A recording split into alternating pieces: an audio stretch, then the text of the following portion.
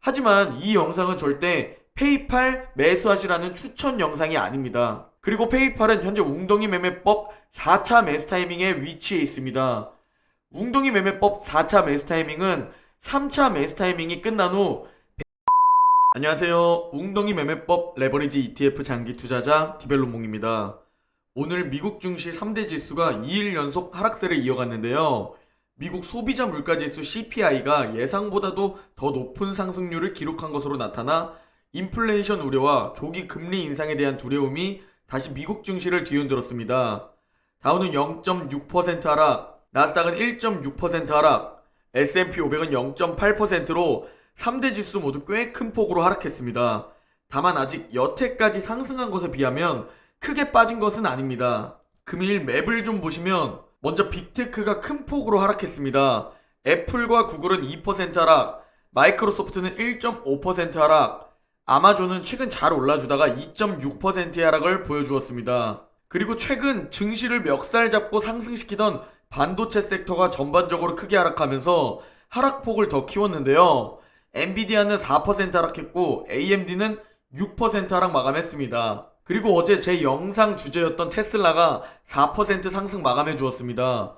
루머로만 돌던 소식인 일론 머스크가 주식 매각을 완료했다는 뉴스가 전해졌습니다. 그 소식에 애프터장에서 2.5% 추가로 상승 중입니다. 제가 어제 21선 1025달러 부근이 웅덩이 매매법 1차 매수 타이밍이라고 말씀드렸는데 저희 프리미엄 멤버십 단톡방에서도 몇 분 같이 매수하셨는데 현재 4% 수익권입니다. 어제 영상 보고 매수하신 분들은 축하드립니다. 영상 보고 같이 매수하셔서 수익 보고 계신 분들은 댓글 한 번씩 꼭 부탁드립니다. 먼저 테슬라의 일봉 차트를 가져왔는데요. 어제 1차, 2차, 3차 매수 타이밍에 대해 빨간 원으로 체크해두고 1차 매수로 소액 진입하시라고 말씀드렸습니다.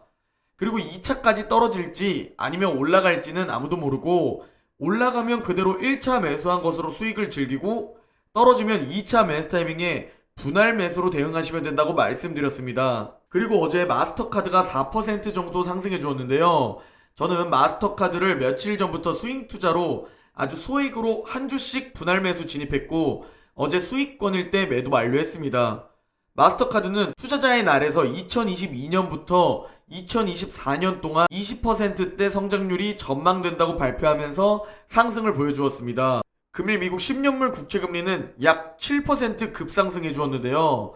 조기 금리 인상이 될 수도 있다는 시장의 심리가 보이는 듯 합니다. 계속 우리는 인플레이션과 금리 인상을 신경 써야 합니다. 그리고 금일 공포지수는 81로 드디어 조금씩 떨어져 주고 있습니다. 아직도 심하게 높은 수치이고 아직 나스닥과 S&P 500 역시 고점 부근이니 건강하게 우상향하려면 주가가 이쁘게 오르고 내리면서 조금씩 우상향해주는 게 가장 이상적입니다. 어젯밤에 발표된 미국 CPI의 전년동월 대비 상승률은 30여 년 만에 가장 높았는데요. 미국 CPI 발표 직후 미국 국채 수익률과 달러 인덱스가 뛰어올랐습니다. 연준의 조기 금리 인상 전망이 다시 힘을 받은 영향입니다. 그래서 기술주가 특히 압박을 받았는데요. 기술주를 비롯한 성장주는 미래 현금 흐름의 비중이 굉장히 큽니다. 때문에 여기에 적용되는 할인율의 영향을 크게 받는 거죠. 그리고 전월 대비로는 0.9% 상승했는데요. 이는 2008년 6월 이후 가장 높은 상승률이었으며 예상치 0.6%를 웃돌았습니다. 이에 조 바이든 미국 대통령은 이번 CPI에서 나타난 물가 상승의 대부분은 에너지 비용 상승에 따른 것이라며 이에 대응하겠다는 뜻을 밝혔습니다. 바이든 대통령은 미국의 지난달 소비자 물가지수 CPI가 발표된 뒤 낸 성명을 통해 인플레이션은 미국인들의 경제 사정을 나쁘게 하며 이 추세를 뒤집는 게 나에게 최우선 과제라고 밝혔습니다.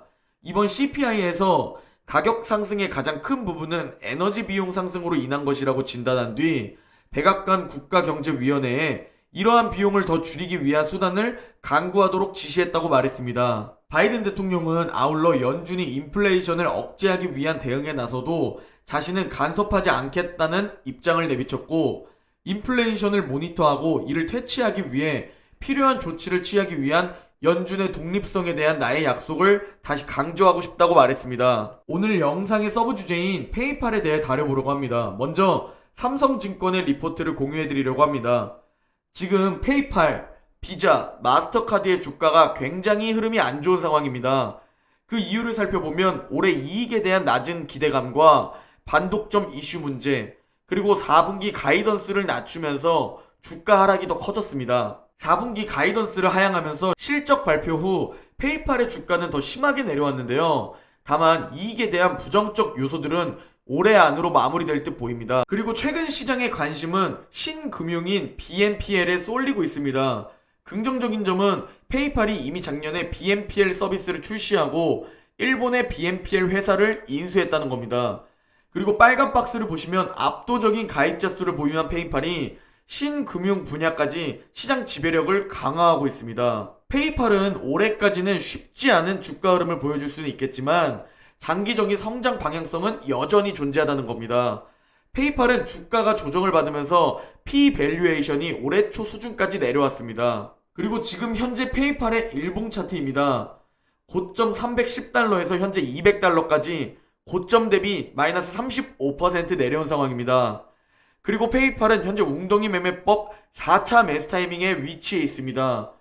웅덩이 매매법 4차 매수 타이밍은 3차 매수 타이밍이 끝난 후 121선 아래에서 RSI가 30 이하일 때입니다. 여기서 더 떨어질지 오를지 아무도 모릅니다. 페이팔은 결국 개인적으로는 우상향해주는 기업이라고 생각합니다. 하지만 언제 올라올지 그리고 어디까지 떨어질지 어디가 바닥일진 아무도 모르죠. 그래서 항상 분할 매수를 해야 하는 겁니다. 많은 분들이 댓글로 페이팔에 대해 다뤄달라고 말씀을 주시고 실제로 현재 많이 줍줍하고 계신 걸로 알고 있습니다. 우리 개인 투자자에게는 시간이 무기입니다. 결국 올라갈 기업이라면 한 번에 저점이라고 자만해서 몰빵 매수하지 마시고 천천히 오르나 내리나 저점 부근에서 줍줍하시는 게 좋습니다. 하지만 이 영상은 절대 페이팔 매수하시라는 추천 영상이 아닙니다. 저는 항상 말씀드리지만 미국 주식시장은 실적이 가장 중요하다고 말씀드립니다. 최근 빅테크 내에서도 주가 흐름이 완전히 갈리는데요. 마이크로소프트, 구글, 엔비디아, 테슬라는 최근 실적과 향후 가이던스 역시 좋게 나오면서 주가는 지붕을 뚫고 신고가를 갱신해주고 있고 메타, 전 페이스북, 그리고 애플, 아마존, 페이팔은 실적 발표와 향후 가이던스가 부정적으로 나오면서 주가도 힘이 없는 모습을 보여주고 있습니다. 그리고 저는 솔직하게 통찰력이 없기 때문에 오른쪽 기업들의 주가가 저렇게 힘이 없을 거라고는 생각하지 못했습니다. 왼쪽 기업들은 당연히 잘 나갈 것이란 건 저뿐만 아니라 누구나 아는 것이고 오른쪽의 기업들이 이렇게 지지부진할 줄 누가 알았을까요? 애플이 시총 1위를 내줄 줄 작년에 알고 계셨나요? 저는 그 정도의 통찰력이 없기 때문에 나스닥 200에버리지 QLD와 S&P 500 200에버리지 SSO에 장기 투자합니다. 거의 제 모든 투자금은 QLD와 SSO에 들어가 있고 아주 소액으로 다른 종목들에 스윙 투자를 하고 있습니다. 결국 어떤 기업이 올라주든 나스닥은 올라간다는 믿음으로 투자하고 있습니다. 지금 제 계좌는 마이크로소프트, 구글, 엔비디아, 테슬라가 나스닥과 S&P 500을 상승시켜주면서 제 계좌도 상승시켜주고 있습니다. 아무나 이겨라 라는 마인드가 가능합니다.